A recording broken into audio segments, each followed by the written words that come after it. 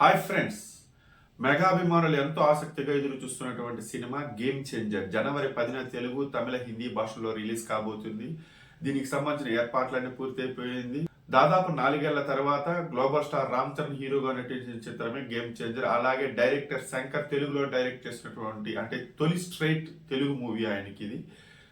Cinema పైన expectations అయితే peaks లో ఉన్నాయి. అయితే ఈ సినిమాను భారీ బడ్జెట్ తో తెరకెక్కించినట్లయితే మనం వార్తలు వింటూనే ఉన్నాం కదా. అసలు ఎంత ఖర్చు అయింది రామ్ చరణ్ గేమ్ చేంజర్ కోసం అనే దానిపైన చాలా రకాలైన వార్తలు వినిపిస్తున్నాయి. సాధారణంగా ఒక సినిమా మేకింగ్ లో రెమ్యూనరేషన్స్ ఎక్కువ ఖర్చు అవుతుంటాయి అన్నమాట.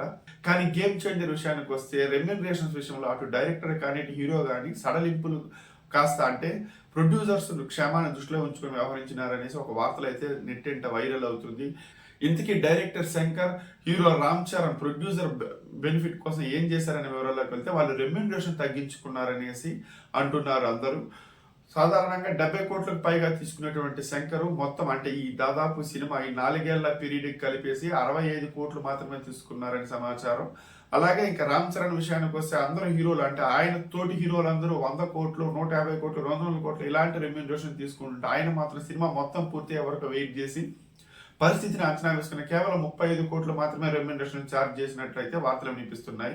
సినిమా బ్లాక్ బస్టర్ అయ్యి మంచి కలెక్షన్స్ వచ్చాయి. ఆ ప్రాఫిట్స్ లో నుంచి రామ్ చరణ్ మరికొంత ఆదాయం పొందే అవకాశం ఉంటుందనేసి కూడా వార్తలు వినిపిస్తున్నాయి అనమాట. మరి సంక్రాంతికి రానున్న గేమ్ చేంజర్ ఎలాంటి రికార్డును కొల్లగొడుతుందో తెలియాలంటే మాత్రం మనం వెయిట్ చేయాల్సిందే.